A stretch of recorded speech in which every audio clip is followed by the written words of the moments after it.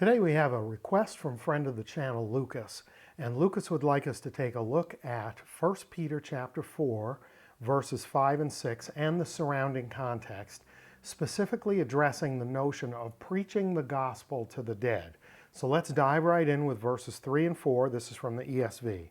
For the time that is past suffices for doing what the Gentiles want to do, living in sensuality, passions, drunkenness, orgies, drinking parties, and lawless idolatry. With respect to this, they are surprised when you do not join them in the same flood of debauchery, and they malign you. Let's go on to verse 5. But they will give an account to him who is ready to judge the living and the dead. This is where it starts getting interesting. Let's take that apart in Koine. Hoi, they, apudosusin, this is a future tense verb. They will give, they will hand over, logon, an account, and I love this little next part. To hetoimos ekonti.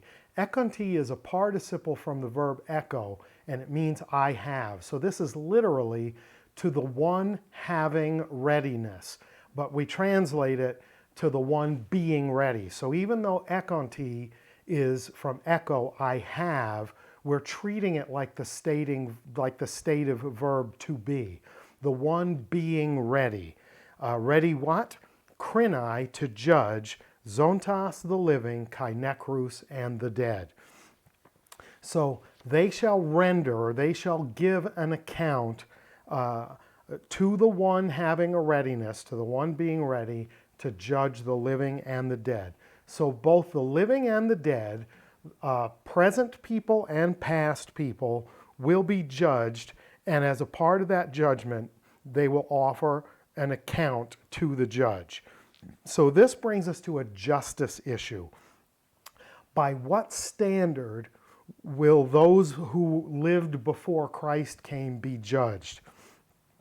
And by what standard will those who accepted Christ and have since died be judged, right? Like, how will judgment take place regarding those who lived prior to Christ as contrasted with those who lived after Christ came? So that brings us to verse 6, where the question kicks in full force. For this is why the gospel was preached even to those who are dead, that though judged in the flesh the way people are, they might live in the spirit the way God does. So right off the bat, I want to tell you, I'm not a big fan of the way the ESV handles verse 6. I think the NIV may have it best of all the sort of popular translations out there. Let's look at the NIV's rendering of verse 6. For this is the reason the gospel was preached even to those who are now dead, so that they might be judged according to human standards in regard to the body, but live according to God in regard to the spirit. Let's take the verse apart. Ace tuto gar. So gar is for, and ace is also for. So for, the conjunction joining verse 6 back to verse 5, then ace tuto, for this reason. For this reason sounds redundant, doesn't it? In English, it is redundant. It's not redundant here because because the conjunction gar and the preposition ace are conveying different information. Gar is telling us that 6 is related to 5, the two verses, and ace tuto is saying for this reason. For what reason? For the reason that the living and the dead will be judged and will give an account to the one who is ready to judge. So let's move on and look at the next part. Kai nekrois. Nekrois is in the dative plural, and to the dead ones, euangelisthe, the good news or the gospel was proclaimed or preached. Our verb here, euangelisthe, is an aorist, passive, indicative, third person singular. For those of you who aren't into grammar, this is why this is important. It's saying literally, good news was preached in the past, kai nekrois, to the dead. So why does that matter? Why is that important? It's important that it had to be preached to them in the past. Specifically, what part of the past? Before they died. Why? Because the dead are infamously and notoriously inattentive. Dead people are terrible listeners. They're worse listeners even than my wife's husband. They had to hear the good news while they were still alive. Why? In order to be fairly judged. So bear this in mind. If everyone, both living and dead, is going to give an account to the one who is ready to judge both those who are living and who are dead, the account has to have some substance, has to have a basis for judgment. What did you do with the knowledge that you had of God while you were alive? So if we go all the way back to the garden, the first people had a knowledge. And what was that knowledge? Eat freely from all the trees of the garden, but from this one tree, the tree of the knowledge of good and evil, don't eat from it, don't even touch it, don't go near it. This is the sign of the covenant between us.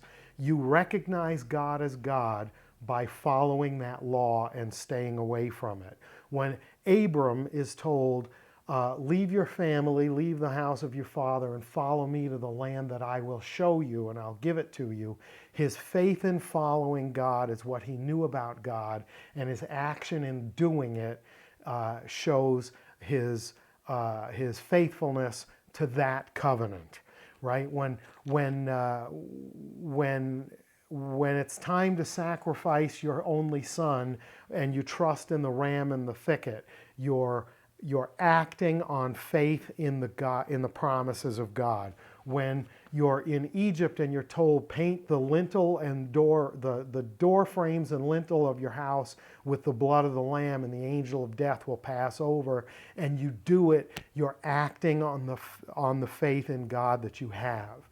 When you're told to believe in the sacrificial system set up in the tabernacle and later at the temple, and as they pointed forward to the sacrifice of Christ, you're acting on the faith that you had at the time. So when you put all of that together, what you're seeing is that at every point in history, everyone had an exposure to some understanding of God. And when it's time to give an account, they had to give an account based on what they knew. The good news that was proclaimed to them, that was shown to them while they were still alive, is what they would be giving an account on. You can't give an account on things that you didn't know, on things that happened after you died. It's not a possibility, right? So let's go on and look at the rest of the verse. Hina krithosi, let's stop right here. Hina clauses tend to talk to us about purpose. In order that, or so that, krithosi, they might be judged, or they should be judged, men on the one hand, kata anthropos, according to men, or like according to the manner of men, sarki, in respect to the flesh. Now notice on your slide there's a typo there. I put in respect twice, in respect. But you guys are tough. You can handle a typo. So in order that they should be judged on the one hand according to men in the regard or respect to the flesh, sosi de, but on the other hand, they should live or might live according to God, kata theon, pneumati, in regard to or in respect to the Spirit. So we have two datives of respect or regard. The judging will be based on the life lived in the flesh, and that life will be according to, in regard to the fleshly life that you lived. What did you do with what you had while you were alive? But the living, the eternal living, will be according to or by means of God in regard to the Spirit. So let's circle back around and sum the whole thing up. Everyone will render an account to the one who is ready to judge, both the living and the dead. And that account, in order for it to be a just judgment, that account has to be based on what you knew when you were alive and you were still in the decision-making business. Wouldn't do you any good after you were dead and your decisions have all been made. So everyone had to have some knowledge of God, so that in everyone's life there was some good news of God made available to them in some way while they were still alive. Preached to them even while they were still alive. So that when the judgment happens and they present their account, the life in the flesh will be judged, and depending on what you did with that good news, in order that you may have life by the Spirit with God unto eternity. I hope that makes sense, Lucas. I want to go back and reread the NIV rendering of that one more time. For this is the reason the gospel was preached, even to those who are now dead. It captures the vibe of that aorist, passive, indicative, third-person singular verb. The gospel or the good news was preached or proclaimed in the past to the dead. Before they were dead, while they were alive, they heard some message about God that enabled them and actually brought them into a condition of accountability to give an account at the judgment so that their choices could be fairly and justly judged. The rest of the verse, so that they might be judged according to human standards in regard to the body, to the life they lived while they were alive and the choices that they made, but live according to God in regard to the Spirit. Lucas, I hope that was helpful. I hope it was interesting. I hope everyone found some benefit in that. Prior to you ever knowing good news, there was some aspect, Paul talks about nature revealing the truth of God, etc., etc. There was some aspect of some message being given to you. The question comes ultimately, what did you do with what you knew and what you had at the time? Thanks for watching. I hope that was good for you. Like, share, subscribe. Leave me some feedback in the comments. And as always, thank you, Lucas, for your great questions and thought-provoking ideas. And until next time, Charis Kai Irene Humin, grace and peace to you.